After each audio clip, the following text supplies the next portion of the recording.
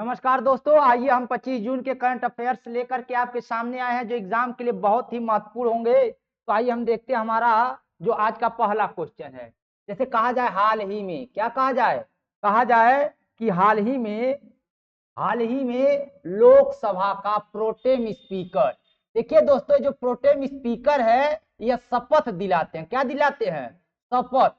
आए किसे शपथ दिलाते हैं? तो लिखेंगे लोकसभा लोकसभा सदस्य। लोकसभा सदस्य। और सदस्य में कौन आएंगे? तो एमपी। एमपी किसके? लोकसभा के। लोकसभा के जितने एमपी हैं, कितने हैं? 543। इन सभी लोगों को शपथ कौन दिलाएंगे? Protem speaker. और इस बार बने हैं भर्तृहरि महताब। ये कहाँ के हैं? तो आप कहेंगे उड़ीसा राज्य के हैं। किस राज्य के? उड़ीसा राज्य के हैं, ध्यान रखेंगे। अब पार्टी पूछेगा तो बीजेपी पार्टी के हैं, ठीक है, बीजेपी पार्टी के हैं। और 8 बार के सांसद हैं। कितने बार के? 8 बार के सांसद हैं। और सबसे वरिष्ठ है, वरिष्ठ, ठीक है। लोकसभा में सबसे वरिष्ठ व्यक्ति को क्या बनाया जाता है? Protem speaker. अब प्रोटेम स्पीकर का क्या काम है? जो 543 अर्थात लोकसभा के सभी सदस्यों को शपथ दिलाते हैं, ठीक है। हाँ, अब देखिए ब्रिक्स गेम 2024। ब्रिक्स गेम 2024 का आयोजन रूस में होगा। कहाँ होगा? रूस में। रूस में एक जगह है कजान। कहा, क्या जगह है? कजान। कजान रसिया में है। कजान कहाँ है? रसिया में। यहाँ क्या होगा? BRICS game. BRICS BRICS game BRICS game 2024 कहाँ होगा? कहेंगे रसिया में। रसिया में कहाँ? कजान में, ठीक है। आगे ध्यान देंगे। अब आपसे पूछा जाए पीएम नरेंद्र मोदी ने किस शहर में? तो श्रीनगर में। कहा? श्रीनगर में। आपको पता है 21 जून को, किस जून को? 21 जून को योग दिवस मनाते हैं, ठीक है, दिवस। और यह योग जो पीएम हमारे करते हैं, तो हमारे पीएम जी श्रीनगर में किए हैं। पीएम नरेंद्र मोदी जी, पीएम नरेंद्र मोदी जी कहाँ किए हैं? श्रीनगर में किए हैं। अब देखिए भारत सरकार ने स्वास्थ्य के क्षेत्र में, किस क्षेत्र में? स्वास्थ्य के क्षेत्र में बेहतर बनाने के लिए किसके? एशियन विकास बैंक, ठीक है, एशियन डेवलपमेंट बैंक, जिसका हेडक्वार्टर है मनीला। कहाँ है? मनीला में है। एशियाई विकास बैंक का हेडक्वार्टर कहाँ है? मनीला में। एडीबी बोलते हैं, एशियन डेवलपमेंट बैंक, ठीक है। आगे गौर करेंगे। अब आपसे पूछा जाए विश्व संगीत दिवस। देखिए दोस्तों 21 जून को 21 जून को 3 महत्वपूर्ण डेट है। एक है योग दिवस, ठीक है। और दूसरा है संगीत दिवस, संगीत संगीत दिवस, ठीक है। और चौथा है सबसे सबसे बड़ा सबसे बड़ा दिवस, जिसे हम बोल सकते हैं 13 घंटा 40 मिनट का, ठीक है। मतलब हमारे पृथ्वी का जो सबसे बड़ा दिन होता है वह होता है, सबसे बड़ा दिन हमारी पृथ्वी का कब होता है? तो आप कहेंगे सबसे बड़ा दिन कब होता है? सबसे बड़ा दिन कितने? 13 घंटा 40 मिनट का। और संगीत दिवस, योग दिवस, तीनों मनाते हैं किस तारीख को? 21 जून को, ठीक है दोस्तों। हाँ, अब आगे कहा जाए संयुक्त राष्ट्र की किस संस्था ने ब्रिटिश अभिनेता थियो जेम्स, याद रखेंगे, मस्ट इंपॉर्टेंट है, थियो जेम्स। कौन? थियो जेम्स ग्लोबल गुडविल एम्बेसडर नियुक्त किया है। तो कहेंगे यूएनएचसीआर, ठीक है, यूएनएचसीआर जिसे हम बोलते हैं, संयुक्त राष्ट्र में जो है मानवाधिकार के लिए कार्य करता है। तो इसी के ब्रांच एम्बेसडर बनाए गए हैं। कौन? थियो जेम्स। चलिए अगला क्वेश्चन। हाल ही में जारी पर्यावरण प्रदर्शन सूचकांक 2024 पर्यावरण प्रदर्शन सूचकांक 2024 में भारत का रैंक कौन सा है? तो हमारे भारत का रैंक 176 है। कौन सा रैंक? 176 रैंक इंडिया का है। ठीक है, अब कहेंगे कि फर्स्ट चीज गौर करेंगे, पहला स्थान किसका है? तो पहला स्थान है एस्टोनिया। किस देश का? एस्टोनिया। एस्टोनिया प्रथम रैंक पर है। पर्यावरण प्रदर्शन में सबसे अच्छा स्थान किसका है? एस्टोनिया का है। और सबसे गिरा स्थान 180वां म्यांमार का है। ठीक है, अर्थात सबसे नीचे। और इससे कुछ ऊपर 176 पर हमारे भारत का है। भारत का मतलब पर्यावरण प्रदर्शन के मामले में हमारे भारत का स्थान कौन सा है? 176वां है। और वहीं 100, अच्छा ये ध्यान देंगे, कुल 180 देश इसमें शामिल हुए हैं। आपसे पूछा जाएगा पर्यावरण प्रदर्शन सूचकांक 2024 में कुल कितने देश शामिल हुए? तो आपका साफ जवाब होगा 180। अब पूछेगा प्रथम स्थान किसने हासिल किया? तो आपका जवाब होगा एस्टोनियो, एक देश है। और सबसे निचला पैदान किसका है? तो आपका जवाब सटीक होगा म्यांमार का। और भारत का स्थान, तो भारत का स्थान भी तो बहुत बुरा है।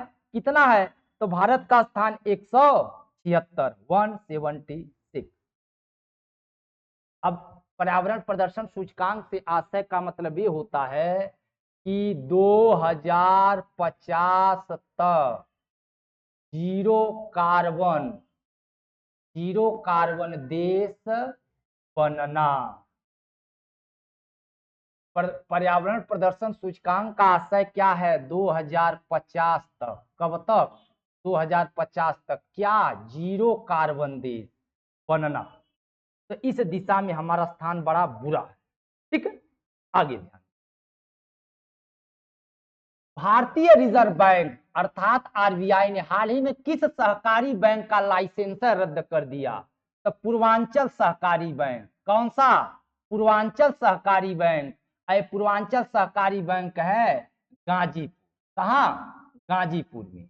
गाजीपुर यूपी। अब चूंकि उत्तर प्रदेश एग्जाम के लिए मस्ट इंपॉर्टेंट है, पूर्वांचल सहकारी बैंक गाजीपुर यूपी में आरबीआई ने, किसने? आरबीआई। आप सबको पता है सभी बैंकों का लाइसेंस देना, लाइसेंस रद्द करना, बैंकों को कर्ज दे देना किसका काम है? Reserve bank of India. तो रिजर्व बैंक ऑफ इंडिया ने गाजीपुर का एक बैंक है पूर्वांचल सहकारी बैंक, इसका लाइसेंस रद्द कर दिया, एकदम खत्म कर दिया। मस्ट इंपॉर्टेंट है। अच्छा, T20 विश्व कप में, T20 विश्व कप में एक मैच में, मस्ट इंपॉर्टेंट, एक मैच में कितना? 4 ओवर मीटर। और वो भी T20 में। वो भी कहा? T20 में। किसमें? T20 में भाई। टेस्ट में चल सकता है, वनडे में। अब देखिए T20 में 4 ओवर में एक भी रन न देना, एक काम किसने किया है? Lockie Ferguson. Lockie Ferguson New Zealand के लिए खेलते हैं। किसके? न्यूजीलैंड। न्यूजीलैंड के खिलाड़ी बड़े अच्छे होते हैं। हमने पूरे क्रिकेट दुनिया में देखा, एकदम फेयर प्ले, बहुत गुड, बेस्ट खिलाड़ी होते हैं। थोड़ा सा भी तकरार नहीं और हर चीजों को एक्सेप्ट करते हैं। न्यूजीलैंड के लकी फर्ग्यूसन जी, जो किसके खिलाफ? पापुआ पापुआ न्यू गिनी देश जो है, इस पापुआ न्यू गिनी के खिलाफ 4 ओवर फेंके। कितने ओवर? 4 ओवर। और 4 ओवर वो भी 20 में एक भी रन नहीं दिए, चारों मेडन डाल दिए, अर्थात 24 बॉल फेंके, 0 रन। कौन? लकी फर्ग्यूसन, न्यूजीलैंड के। हाँ, अब देखिए अंतरराष्ट्रीय योग दिवस 2024 का थीम क्या था? स्वयं और समाज के लिए योग, सेल्फ एंड सोशल। अर्थात योग, आप सबको पता है जो योग है ये हमारे भारत की देन है। अयोग की शुरुआत भगवान शिव से होती है। अयोग जो होता है, योग का अर्थ होता है जोड़ना, जोड़ना। अब भारत सरकार ने 2014 से योग को अंतर्राष्ट्रीय स्तर पे पहचान दिया, लेकिन हर बार थीम बनाया जाता है, विषय। इस बार का विषय क्या था, आप गौर करेंगे, एग्जामों में गौर किया जाता, स्वयं और समाज के लिए। योग किसके लिए है, स्वयं के लिए भी है, समाज के लिए योग करना। ठीक है, अब देखिए पाओ नुर्मी गेम्स 2024, पाओ नुर्मी गेम्स 2024 में एथलेटिक्स मीट में पुरुषों के जेवलिंग थ्रो में कौन, नीरज चोपड़ा। और जब बात जेवलिंग की आ गई तो नाम किसका आएगा, नीरज चोपड़ा जी का। नीरज चोपड़ा जी को गोल्डन बॉय कहा जाता है ना। आगे, प्रधानमंत्री नरेंद्र मोदी जी ने किस राज्य में नालंदा विश्वविद्यालय परिसर का उद्घाटन किया, बिहार में। दोस्तों देखिए, ये जो नालंदा विश्वविद्यालय है, नालंदा, अगर इसकी समय सीमा कहा जाए तो कहेंगे 5वीं सदी, 5वीं सदी में। ठीक है, और समथिंग 460 ईस्वी, 60 कहीं कहीं 70 देगा, 460-70 ईस्वी में। ठीक है, किस वंश ने, गुप्त वंश ने, गुप्त वंश ने। किस शासक ने, तो आप कहेंगे कुमार गुप्त ने, कुमार गुप्त ने। ठीक है, अब पूछेगा कहां पर, तो कहेंगे बिहार में। किस साम्राज्य में, तो कहेंगे मगध। किस जिले में, तो कहेंगे नालंदा। किसके करीब, तो आप कहेंगे गया। अर्थात गया के करीब नालंदा जिले में, मगध साम्राज्य में, कहा, बिहार में। कौन सी सदी, 5वीं सदी। कौन सा वर्ष, तो 460-70 में, ईस्वी में। ठीक है, कौन, गुप्त साम्राज्य, गुप्त वंश के शासक कौन, कुमार गुप्त जी ने, कुमार गुप्त जी ने। अब चूंकि ज्यादा इसमें नहीं है, चूंकि मोदी जी वहां पहुंचे थे इसलिए चर्चा का विषय हो गया, कुमार गुप्त जी ने बनवाया था। अब ये था क्या, तो कहेंगे बौद्ध, बौद्ध तर्क दर्शन पढ़ाए जाते थे, पढ़ाए जाते थे।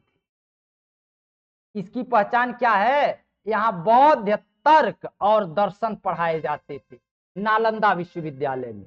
ठीक है, अब देखेंगे, देखिए एक शासक हुआ कब, 12वीं सदी, 12वीं सदी में एक शासक हुआ और उसका सेनापति था बख्तियार, बख्तियार, बख्तियार खिलजी। बख्तियार खिलजी वही था जिसके याद में कुतुब मीनार बना था। बख्तियार खिलजी जो था ऐबक और इल्तुतमिश का सेनापति था, कमांडर था। क्या नाम था, बख्तियार,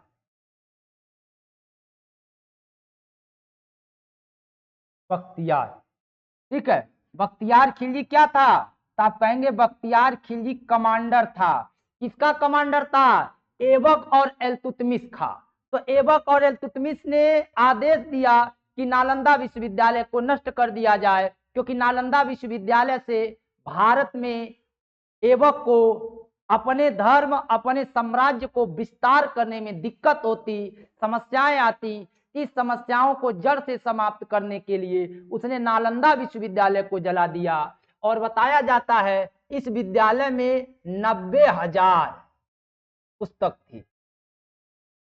पुस्तक का मतलब ग्रंथ, कितने ग्रंथ, 90,000 ग्रंथ को जला दिया। कितने, 90,000 ग्रंथ को जला दिया। ठीक है दोस्तों, ऐसे जानेंगे, चूंकि चर्चा में रहा नालंदा विश्वविद्यालय। ठीक है, अब आगे ध्यान देंगे, अब आगे जाए, प्रधानमंत्री नरेंद्र मोदी ने किस राज्य में, तो ये तो आप पढ़ेंगे ही। ठीक है, अगला क्वेश्चन, केंद्रीय मंत्रिमंडल ने वधावन बंदरगाह, देखिए वधावन बंदरगाह मंजूरी दी है 21 राज्य में बनाया जाएगा, तो महाराष्ट्र में दोस्तों। कहा? जैसे आप देखते हैं भारत के जो नक्शे का जो ऊपरी छोर है, ऐसे गौर किया जाए तो आप सबको पता है दोस्तों, यहां पर आपका यह बेल्ट है, ऐसे गुजरात, ठीक है। और कुछ गुजरात से जब आगे जाएंगे तो ऐसे लेके महाराष्ट्र है, यहाँ गोवा है, यह कर्नाटक है, ये समथिंग केरल है, ठीक है। ये क्या हो गया? गुजरात। ये क्या हो गया? महाराष्ट्र हो गया। आइए क्या आपका हो गया? गोवा। आइए आपका हो गया कर्नाटक। आइए आपका हो गया केरला। अब केरल तट पर भी एक बंदरगाह है, उस बंदरगाह का नाम है, केरल तट पर एक बंदरगाह है, उस बंदरगाह का नाम है यहाँ कोच्चि। अब कर्नाटक तट पर एक बंदरगाह है जिसका नाम है मंगलौर। कहाँ? वह कर्नाटक में। गोवा में है, गोवा में बंदरगाह है जो जुआरी नदी के तट पर है, ठीक है। जुआरी नदी के मरमा गोवा, जिसका नाम है मरमा गोवा। मरमा गोवा कहाँ है? तो कहेंगे गोवा में। अब महाराष्ट्र में आपके दो मिल जाएंगे, एक मिल गया मुंबई, मुंबई बंदरगाह, और दूसरा मिल जाएगा जवाहर लाल नेहरू बंदरगाह, ठीक है। एक और बंदरगाह यही खुल रहा है, ध्यान देंगे। इन्हीं दोनों के बीच में एक जिला है, पालन जिला। कौन सा जिला? पालन। पालन जिला में कौन सा बंदरगाह? बधावन। बधावन बंदरगाह। बंदरगाह अर्थात महाराष्ट्र में आपको मुख्यतः 3 बंदरगाह नजर आ रहे हैं। जवाहरलाल नेहरू बंदरगाह यह, मुंबई बंदरगाह यह, अब पालन में बधावन बंदरगाह यह। ये तीनों बंदरगाह कहाँ है? यहाँ है। और उसी तरह से गुजरात में जाएंगे तो गुजरात में यहाँ एक कांडला बंदरगाह है, एक का नाम कांडला का रहे, इनका अडानी बंदरगाह है, एक कांडला बंदरगाह है, तो ऐसे मुख्यतः सूरत बंदरगाह है, ठीक है। तो हम गुजरात की नहीं, हम इसकी बात किए हैं, ठीक है। हम मोटे तौर पर आपको बात किए हैं महाराष्ट्र की बंदरगाह की। तो महाराष्ट्र में हुआ जवाहरलाल नेहरू, एक हो गया आपका मुंबई, एक हो गया बधावन बंदरगाह पालन जिले में, ठीक है। चलिए ठीक है, आगे ध्यान देंगे। अब देखिए यही है, एक कांडला बंदरगाह है, कहाँ है? गुजरात में। ये मुंबई बंदरगाह है, कहाँ है? महाराष्ट्र में। ये आपका जवाहरलाल नेहरू बंदरगाह कहाँ है? महाराष्ट्र में। और यहीं पर एक बंदरगाह खुला है, कौन सा? बधावन। बधावन बधावन बंदरगाह कहाँ? महाराष्ट्र, ठीक है। ये मरमा गोवा है, यह गोवा है, ये मरमा गोवा है। ये है न्यू मंगलौर, ये कौन है? न्यू मंगलौर। न्यू मंगलौर कहाँ है? तो कहेंगे कर्नाटक में। एक आपका कोच्चि है, कोच्चि कहाँ है? केरल में। तो इस तरह से एक 2 3 4 5 6 बंदरगाह हमारे पश्चिमी तट पर है। अब पूर्वी पे आएंगे तो इन्नौर है, चेन्नई है, 2 विशाखापत्तनम, 3 है, ठीक है, ठीक है। ये आपका पारादीप है, ये आपका कोलकाता है, ठीक है। तो दोस्तों यहाँ पर गौर करेंगे कि आपका ये बंदरगाह है, आगे ध्यान देंगे। T20 क्रिकेट सबसे नेशनल में दूसरा सबसे तेज 100 विकेट, 100 विकेट लेने का गेंदबाज ने कौन रिकॉर्ड बनाया है, ठीक है। तो कौन बनाए हैं? तो आपका अक्षर पटेल जी बनाए हैं, ठीक है। क्या सबसे तेज 100 विकेट लेने का, आगे ध्यान देंगे। अब एक चीज आपका लास्ट में गौर करेंगे, आपके सामने एक ब्रिज आया, आप सबको पता है ये जो नीचे ये जो नदी है इसका नाम है चिनाब नदी। कौन सी नदी दोस्तों? चिनाब नदी। इसी को बोलते हैं चिनाब ब्रिज। इसी का नाम क्या है? ये चिनाब ब्रिज है, ठीक है। और इसकी जो हाइट है, दुनिया में इतना ऊंचा बंदरगाह कहीं नहीं, सॉरी इतना ऊंचा ब्रिज कहीं नहीं है। दुनिया का सबसे हाइट, इसका समथिंग हाइट है 359 मीटर। हाइट कितनी है टोटल? 359 मीटर ऊंचा। दुनिया में इतना ऊंचा कोई ब्रिज नहीं है। इसे दुनिया का 8वां अजूबा कहा जा रहा है। अजूबा तो 7 होते हैं, लेकिन इसे क्या बताया जा रहा है? दुनिया का 8वां अजूबा। कौन? Chenab railway bridge. इसको नाम देंगे चिनाब रेलवे ब्रिज। किस नदी में? चिनाब नदी में। कितना हाइट? 359। और अगर लंबाई की बात की जाए, लंबाई, इसकी लंबाई तो समथिंग 1300 मीटर। थोड़ा सा आगे है, लेकिन मोटे तौर पर हम क्या जवाब देंगे? 1300 मीटर इसका लेंथ है, यहां से लेके वहां तक 1300 मीटर। और इसकी जो हाइट है 359 मीटर है। और किस नदी पर? चिनाब नदी पर। और राज्य पूछेगा तो कहेंगे कश्मीर में। कहा? कश्मीर, कश्मीर घाटी में। और देखेंगे, अब इसकी विशेषता बताई जाए तो टोटल स्टील का बना है। Total steel. टोटल किसका प्रयोग हुआ है? स्टील का। मतलब स्टील ब्रिज है। देखिए ये भी स्टील है, सब स्टील है तो है। टोटल स्टील ब्रिज है। 13,000 करोड़ का इस पे बजट आया है। हल्का फुल्का बजट थोड़ी आया है, 13,000 करोड़ का। 13,000 करोड़ का किसका है? टोटल स्टील ब्रिज है। किस राज्य में? जम्मू कश्मीर में। किस नदी पर? चिनाब में। हाइट कितनी है? 359। और लंबाई कितनी है? तो आप कहेंगे 1300 मीटर। और किस नदी पर बना? दुनिया का सबसे ऊंचा रेल ब्रिज और दुनिया का 8वां अजूबा माना जा रहा है। देखिए कितना सुंदर है, काराकोरम दर्रा है यही, कितना खूबसूरत नजारा है। तो आज के लिए दोस्तों बस इतना ही।